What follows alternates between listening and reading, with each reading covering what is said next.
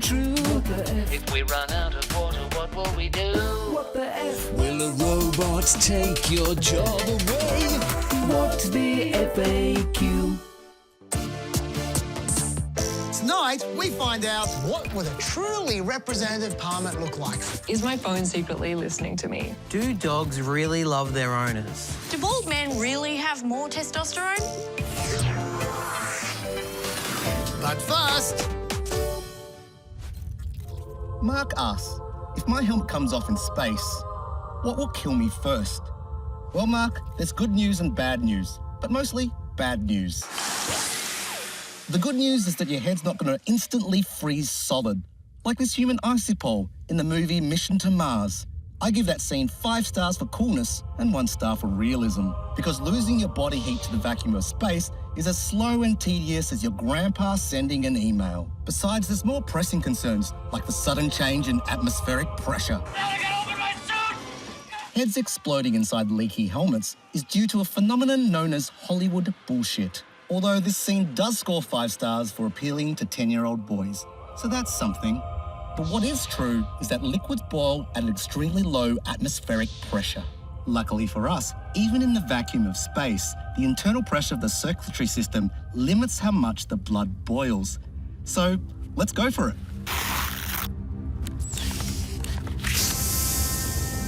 Different story for the moisture outside your body. You'll definitely feel the saliva in your mouth boil and fluid on the surface of your eyes vaporizing. Embolism will still occur in the flesh though, with vaporizing soft tissue fluid, water and nitrogen inflating your muscles to twice their size. So you'll resemble a bodybuilder. Nice. Sadly, in space, no one can see you flex. Your next concern is that you'll be sunburnt from the sun's UV rays, without the protection of the helmet visor or mum smearing on sunblock before you left the shuttle. But importantly, this won't kill you quickly either. What about oxygen though? You may be tempted to hold your breath. Don't. Because of the pressure difference between your lungs and the vacuum, any air trapped inside will explosively expand, causing catastrophic injury. I repeat, do not hold your breath. But don't open your mouth either, or the air in your lungs will be expelled out into the vacuum in an instant. To make matters worse, oxygen is also being pulled from your bloodstream via your lungs into space. Without oxygen to the brain, time is of the essence. In the 1960s, NASA tests showed that chimpanzees could survive up to 3.5 minutes in near vacuum levels of low air and zero ethics. Most chimps recovered and had no apparent cognitive impairment months later. Just heaps of resentment. But what about humans? In 1966, there was an accidental leak in a vacuum chamber in Houston. Technician Jim LeBlanc tasted his saliva boiling, then fell unconscious at 12 seconds. Luckily, he was rescued immediately and repressurized, only suffering an earache as a result. So Mark, to answer your question, you have 12 seconds. 12 seconds to get your helmet back on. No space helmet, no play. Sorry, I lost track of time. I just need to sit down. So, if you take your helmet off in space, it's the lack of oxygen that'll kill you first. But also, never take your helmet off in space, Lawrence. Where's our spaceship?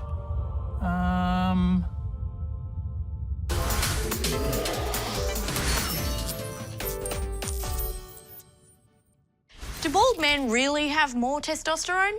I can see why bald men would like to think that, but sadly, the answer is no. Some testosterone is necessary for male pattern baldness to occur. However, it doesn't take much. Your likelihood of going bald is about your scalp's sensitivity to DHT, a byproduct of testosterone. So, a man can have low testosterone and high sensitivity to DHT and go bald, or have high testosterone and low sensitivity to DHT and not go bald. So rather than being more testosterone-fueled, bald men are actually more sensitive. Oh, I love that for you, you little sweethearts. What's the FAQ?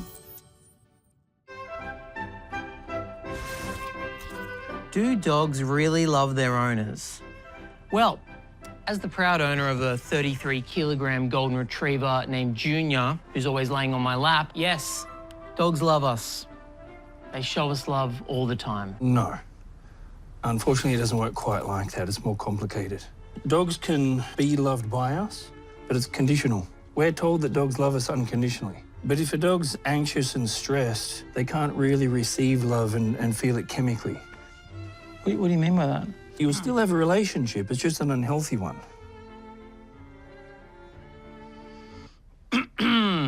It's an interesting theory. I was hanging out with my dog all of yesterday and we filmed it on GoPro. And she was doing all kinds of lovey stuff. Like, for example, when I was about to leave, she was giving me these puppy dog eyes. So that obviously means she loves me. When dogs want affection, they'll give you the look to get it off you, and then you'll give it to them again. Right. Dogs use manipulative behaviours to get what they want. So you'll see the eyes are wide open, the dog's body's up and tense, meaning the dog's not relaxed. It's like a relationship. If someone's controlling of you and manipulative of you, that's a one-sided relationship. All right, well, look what happens when I come home about 30 minutes after leaving their house. Hello, yeah, I know. Hello. Oh, okay. What? She's like wants to be near the door, near where I was. So how do you feel about the dog waiting for you? I think it's great. She knows that's where I come back. She's happy to wait around that area because she knows she's going to get to see me again. So let's say you had a partner that you loved. A partner? Yeah. Oh, I have a wife. Yeah. So, okay, let's say your wife leaves and you love her, I'm guessing? Yeah. Right? Yeah. Okay. How long do you stand at the door waiting for her? Yeah. Would you say someone that wants to know where you are, what you're doing, all parts of the day, would you say it's a healthy relationship or an unhealthy relationship? Unhealthy. She's not being manipulative. She's just happy to see her buddy come home. Okay. She's giving me a cuddle. There's simple rules in the dog world. One rule is a dog would never put their feet on you if they have respect for you. You first come home and a dog's been consciously waiting for you, they're actually in a state where they're anxious you've been gone. When you create a healthy relationship, you walk in the door, the dog lays in its bed, its tail wags really slow, and the dog doesn't even get up, lays down, because the dog's totally relaxed, not obsessed with you in any way.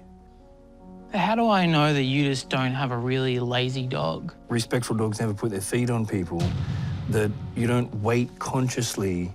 And you've already agreed with me that it's an unhealthy relationship. I don't remember saying Unhealthy. Are you saying my dog has no respect for me? Little, correct.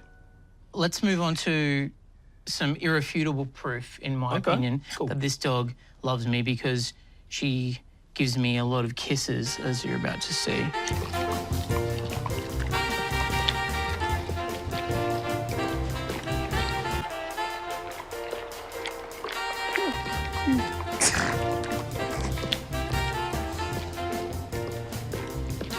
Was there like food on your face or something?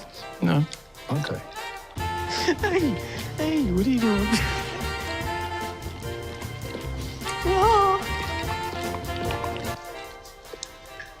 That's How long does that go for? long enough, buddy. So that licking's obsessive. Like the dog's not making out with your face. Giving me a nice cuddle on the lounge. She's just laying on you, she's not cuddling you. Okay. The dog needs to be loved. Like, that's very important. But it's meant to be a one-way street. You're meant to love the dog. The dog's not meant to physically do things to instigate affection. The dog's just meant to get it. Based on what you just saw then, do you think my dog feels love for me? Come on. I think she can at moments, but generally speaking, chemically, it would be low levels.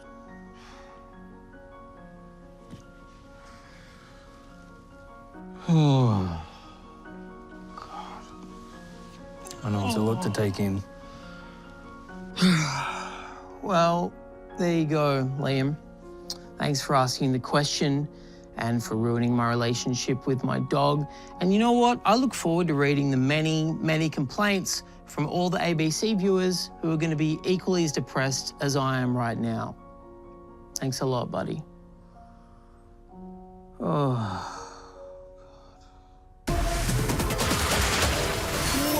the FAQ?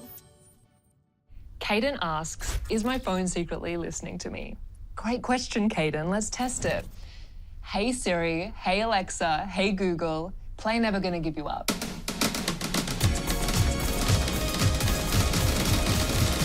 Of course, our phones are listening to us, Caden. It's not a secret. That's literally what they're designed to do. But as for the conspiracy, companies are listening to our private conversations. They're stealing our data and they're using that data to send us targeted advertising. Bridie's a member of our production team. She has strong views on this question, even though we've told her before that people have looked into this. Your phone is not spying on you. Whatever, sheeple. If it's not spying on me, then explain this. The other day, I briefly mentioned that my dog Mulder gets anxiety bowels, and then the next day, bam, there it was, all over Facebook, targeted ads for doggy diapers.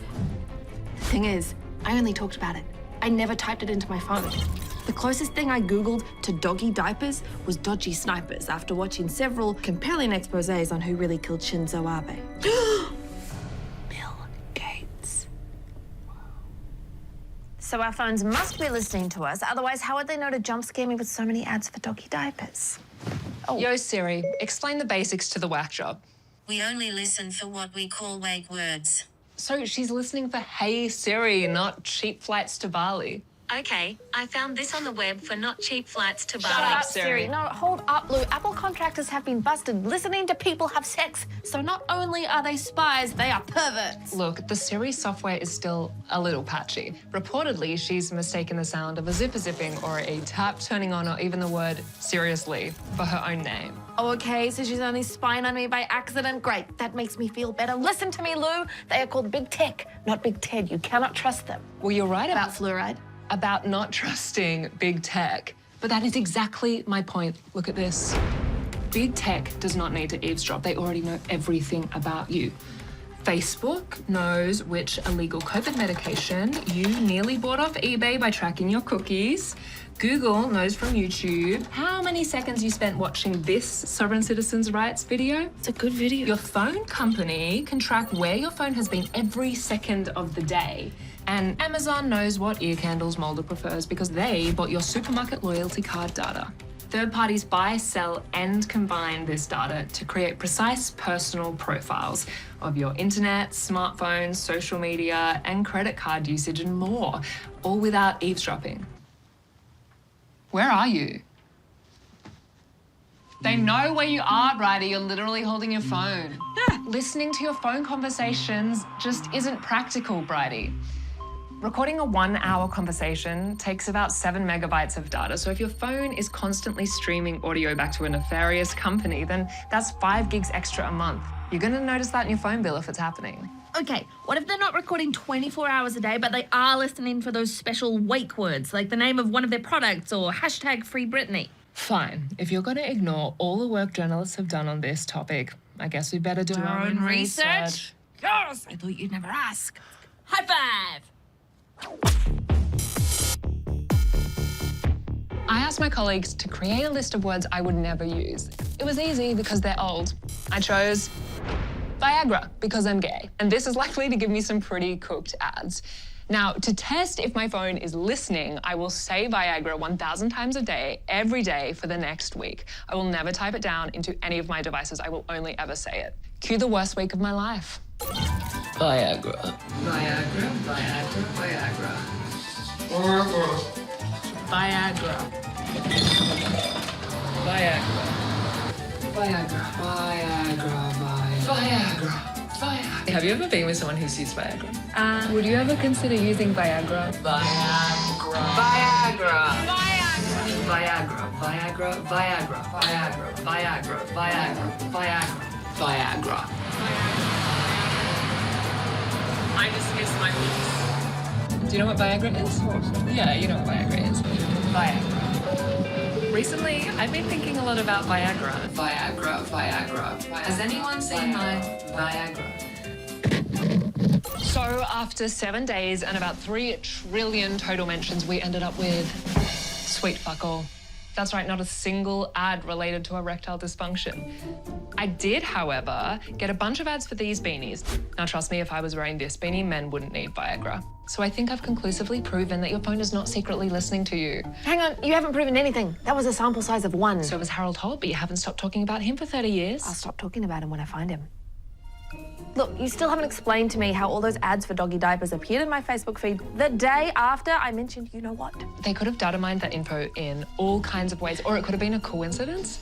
Look, an American study found out that the average person sees between 300 and 700 ads a day. That's about 15,000 ads per month. That's like 14,999 times you didn't see something suspicious. I mean, those doggy diaper ads were probably already there. You didn't notice them until your dog got diarrhea. For example, you probably noticed this ad because we mentioned beanies a minute ago. It's on the forefront of your mind. That's how the human brain works. We're hardwired to notice patterns. It doesn't mean it's real. No, there's got to be more to it than that. Sometimes, Bridie, there just isn't.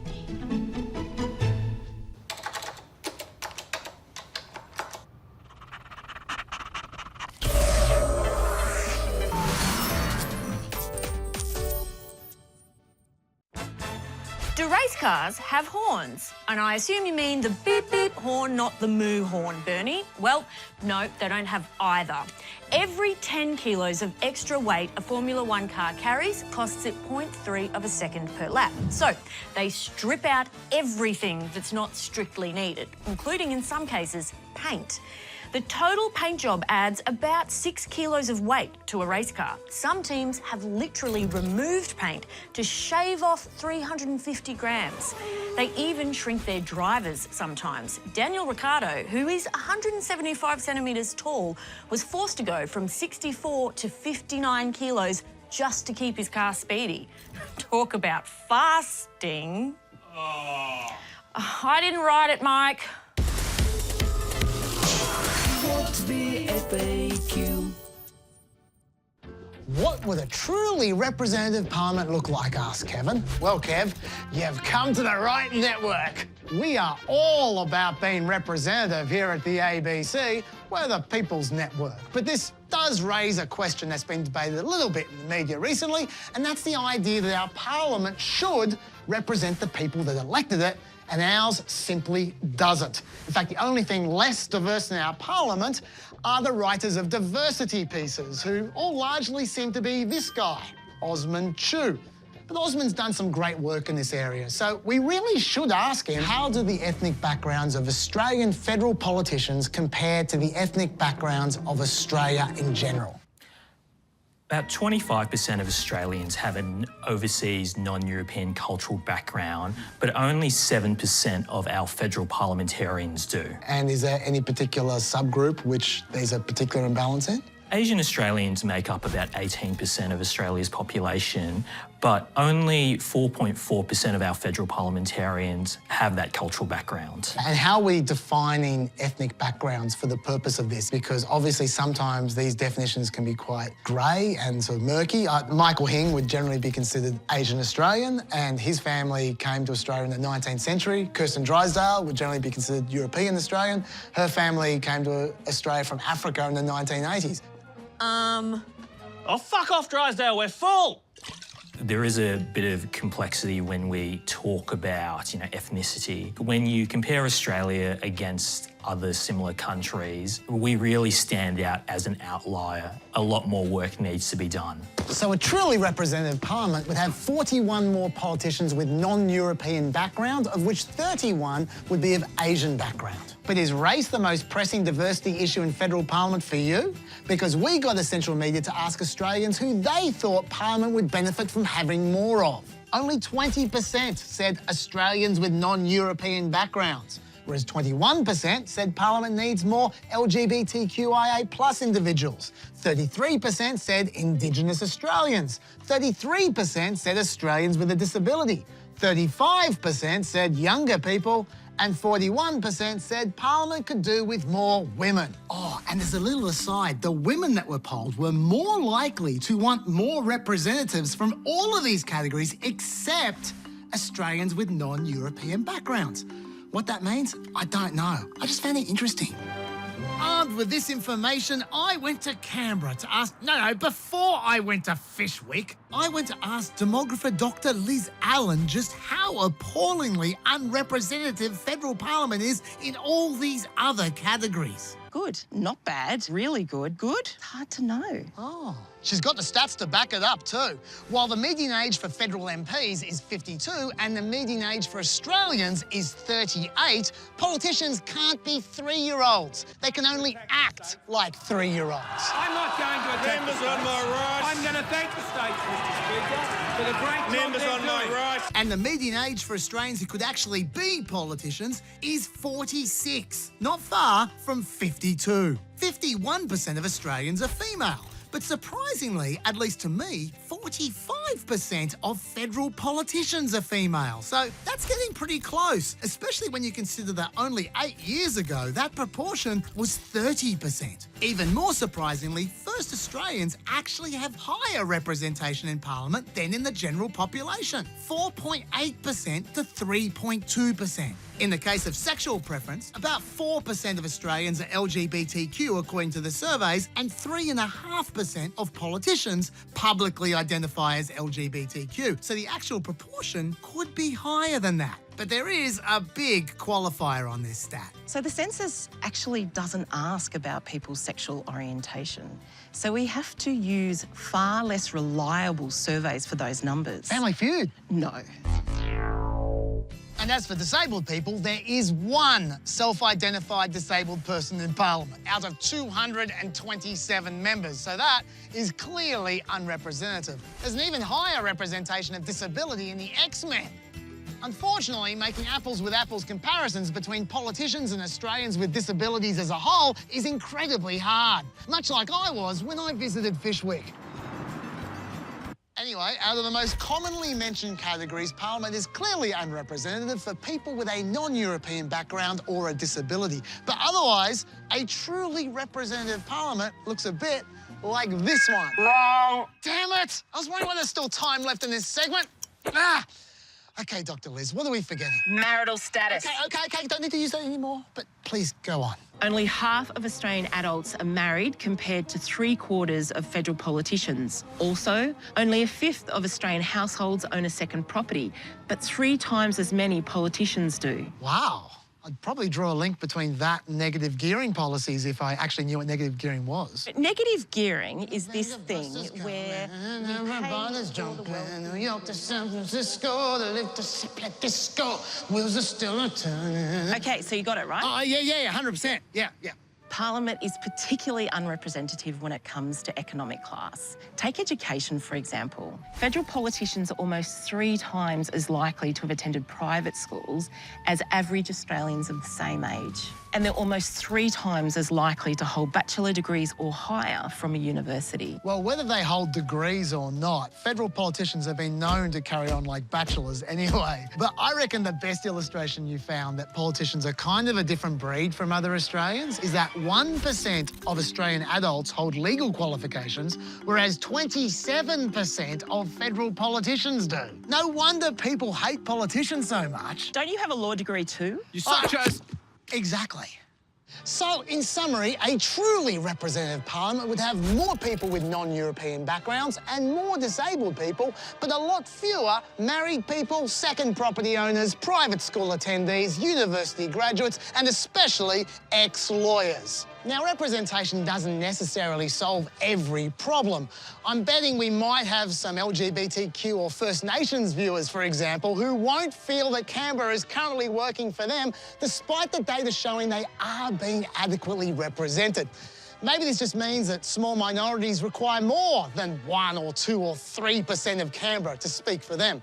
But hopefully this at least demonstrates that our Parliament is lacking in some areas of diversity that aren't being talked about and might be affecting how well our democracy works. Finally, we should acknowledge the group that's been most overrepresented in federal Parliament today: wankers.